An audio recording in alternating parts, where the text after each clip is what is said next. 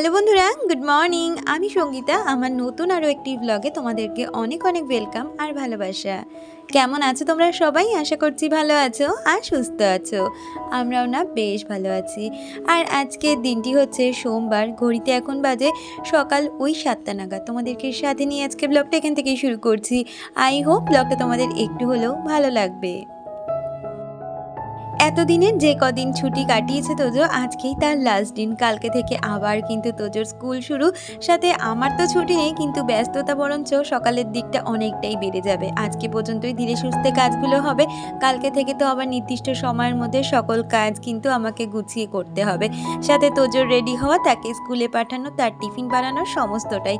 তাই আজকের দিনটা একটু ধীরে সুস্থে কাজগুলো সেরে নিচ্ছি। আজকে সোমবার, একেই পুজো দেওয়ার ব্যাপার নেই, তার মধ্যে তো এই কদিন এখন পুজো দিচ্ছি না। তবে আজকে বেলা করে একেবারে শ্যাম্পু ট্যাম্পু করে নেব, সাথে কাচাকুচি যেগুলো আছে সেগুলোও সেরে নেব। সকালে তো এক লটের কাচাকুচি থাকে, মানে আগের দিনের বাসি যেই জামা কাপড় বা তোজোর যে জামা কাপড় থাকে, দুষ্টু যে জামা কাপড় থাকে, সেগুলো কিন্তু আমি প্রতিদিন সকালবেলা করে কেচে দিই। আর কি জানো তো, সকালবেলা করে জামা কাপড়গুলো কেচে দিলে সারাদিনে কিন্তু খুব ভালোভাবে জামা কাপড়গুলো শুকিয়ে যায়, যদি রোদটা ঠিকঠাকভাবে ওঠে। আর ওইদিকে জামা কাপড়গুলো মেলেই হাজবেন্ড কিন্তু সকালে উঠে ব্রাশ করে বাজারে চলে গেছে। ও বললো আজকে সোমবার, পুজো দিতে অনেকটাই সময় লাগে, তাই আমি বাজারটা সেরে আসি, তুমি ততক্ষণ তোমার কাজগুলো গুছিয়ে নাও। তা হাজবেন্ড ওইদিকে ফুল ঠুল আনতে গেছিলো, সাথে বাজারটাও করে এসেছে। আর ও আসার পরে দুজনের জন্য চাটা করে নিয়েছিলাম। আর চা খেয়ে ওইদিকে কিন্তু বাচ্চারাও উঠে গেছে, মানে মাঝে অনেকটা সময় কাটিয়ে নিয়েছি দুজনে মিলে গল্প করতে করতে। তারপরে বাচ্চারা উঠে গেছে, আর এদিকে আমি চলে এসেছি সোজা বিছানাটা তুলে নিতে। আমাকে সুমি কমেন্ট করেছে। সুমি লিখেছে, হ্যালো দিদিভাই, কেমন আছো? অনেক দিন পর আবার ব্লগ দেখলাম। কারণ জানো তো আমাদের সংসারে কত রকমের সমস্যা থাকে। তো ভাইফোঁটা উপলক্ষে অনেক মানুষ, আত্মীয় স্বজন সবাই এসেছিল, তো একটুও সময় পাইনি তোমার ভিডিও দেখার বা হাতে ফোন নেওয়ার। তো আজকে আমি আবার ভিডিও দেখলাম, এবং প্রতিদিনের মতন কিন্তু আজকেও ভিডিওটা খুব সুন্দর লাগলো। Thank you so much Sumi. তুমি যে নিজের ব্যস্ততা কাটিয়ে রেখেও আমাকে মনে রেখেছো, এটাই আমার কাছে অনেকটা বড় পাওয়া। তোমাদের থেকে এই ভালোবাসাগুলো পাই বলেই কিন্তু বারবার ফিরে আসি ভিডিওর কাজে। আর তোমাদের থেকে এই ভালোবাসাটা কিন্তু আমার কাছে একটা অমূল্য সম্পদ বলতে পারো।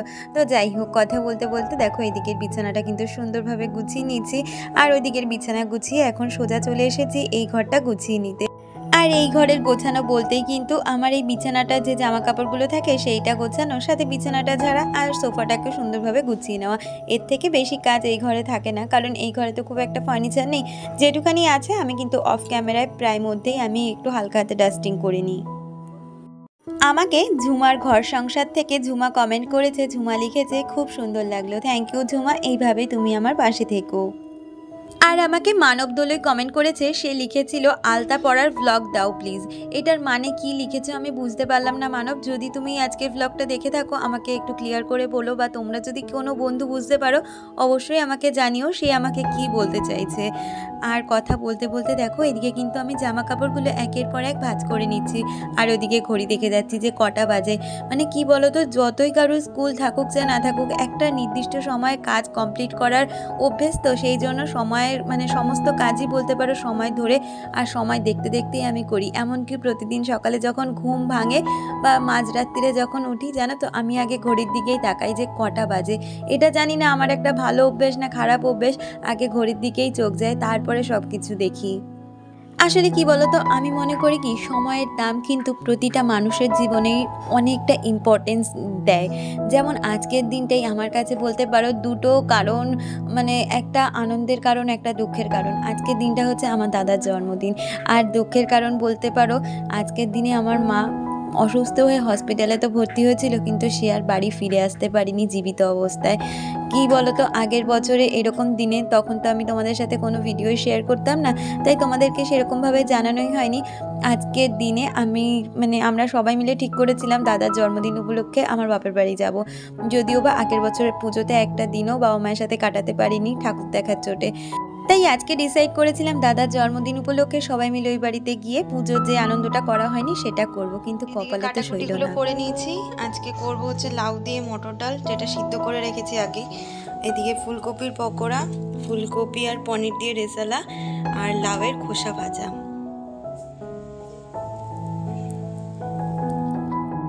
তো থাক সেই সব কথা আর বেশি বাড়াবো না, এদিকে রান্নায় চলে এসেছি। ওইদিকে ফুলকপিটা কিন্তু সিদ্ধ বসিয়ে দিয়েছি, আর রান্নার প্রথমে এসে কিন্তু আমি ডালটা আগে সিদ্ধ করে নিয়েছি। মটর ডাল সিদ্ধ হতে একটু সময় লাগে, যদিও বা আমি প্রেসারে সিদ্ধ করি।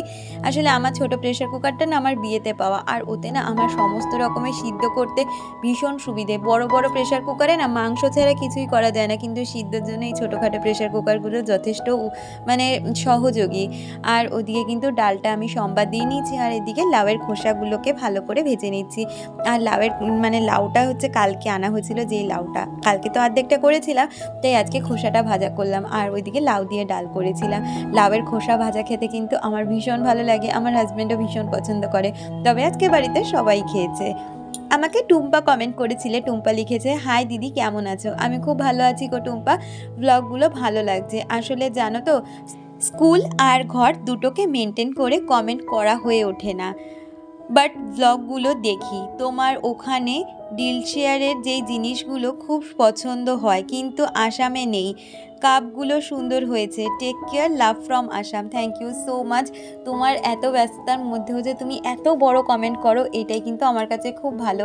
জানি না ডিলশেয়ারের ফেসিলিটি সব জায়গায় আছে কিনা, হয়তো নেই, কিন্তু আমাদের এখানে জানো তো খুব সুবিধা আছে, আর অনেক সস্তায়ও জিনিসপত্র পাওয়া যায়। আর তুমি যে আমার প্রতিদিন ব্লগ দেখো, এত বড় কমেন্ট না করলেও হবে, একটা ছোট লাভ রিয়াক্ট করে দিয়ে যেও বা একটা লাভ কমেন্ট করে দিয়ে যেও, তাহলেই বুঝতে পারবো তোমরা আমার ভিডিওর সাথে ছিলে। আর কথা বলতে বলতে দেখো এদিকে আমি পনিরগুলোকে ভেজে নিচ্ছি। তো টুম্পা দেখো, আজকে কিন্তু তোমার ট্রিক্স আমি অ্যাপ্লাই করেছি পনিরগুলোর ক্ষেত্রে। পনিরগুলোকে আমি ভেজে নিয়ে এরকম গরম জলে সামান্য পরিমাণে নুন দিয়ে পনিরগুলোকে ভিজিয়ে রেখেছিলাম।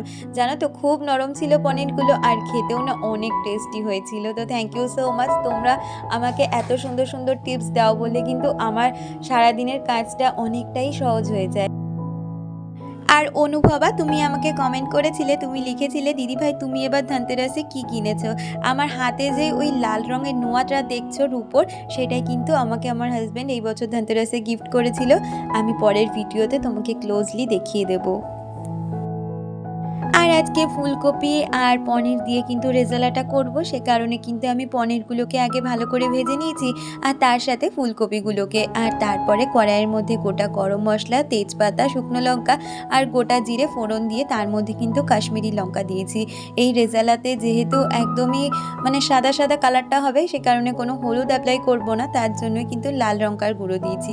আর মশলা হিসাবে ওখানে চালমগজ, সাদা তিল, আর তার সাথে দিয়েছিলাম আদা, ওটাই ভালো করে পেস্ট করে নিয়েছি। আর এটাই যাবে মশলাতে, এর মধ্যে কিন্তু আমি কোনো রকম জিরের গুঁড়ো বা লঙ্কার গুঁড়ো কিছুটাই দিইনি। আর দিয়েছিলাম নুন আর মিষ্টি, কারণ কি বলতো, নিরামিষ রান্নাতে একটু মিষ্টি হলে বেশ খেতে ভালোই লাগে। আর যেহেতু রেজালা করব, তার জন্য একটুখানি কিন্তু আমি গোলাপ জল আর কেওড়া জল দিয়ে এটাকে কিন্তু একদম ভাপে ভাপে রান্নাটা করে নিয়েছি। আর জল হিসাবে কিন্তু আমি এক্সট্রা জল দিইনি, পনিরটা যেই জলে ভিজিয়ে দিয়েছিলাম সেই জলটাই দিয়েছি, কারণ খুব একটা ঝোল তো রাখবো না, তো সেই জন্য। আর কথা বলতে বলতে দেখো আমার কিন্তু রান্নাবান্না সমস্তটাই কমপ্লিট হয়ে গেছে। এখন রান্নাঘরটাকেও ভালোভাবে পরিষ্কার করে নিচ্ছি।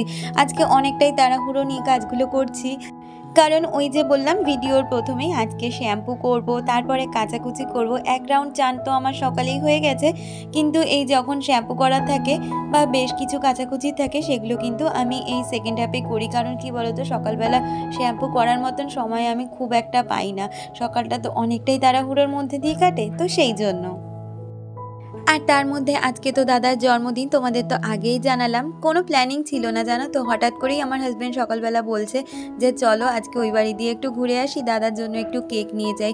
আসলে সেই মানুষটাও তো আগের বছরে একটা দিনে কষ্ট পেয়েছিল যে আমার জন্মদিনেই আমার মা এরকমভাবে হসপিটালে চলে গেল আর ফিরলো না, সেই কষ্টটাও তো তার মনে রয়েছে। সেইটাই ভাবলাম কি যে এই বছরটা আর কোনো রকমের কষ্টের মধ্যে দিয়ে কাটাবো না, সবাইকে যতটা ভালো রাখা যায় ততটাই ভালো রাখবো। তো বাবাকে সকালে জানালাম যে আজকে আমরা বিকেলের দিক করে যাব, শুধু কেক কাটিং করেই চলে আসবো, কারণ কালকে থেকে আবার তোজোর স্কুল, কোনো থাকাথাকির ব্যাপার নেই।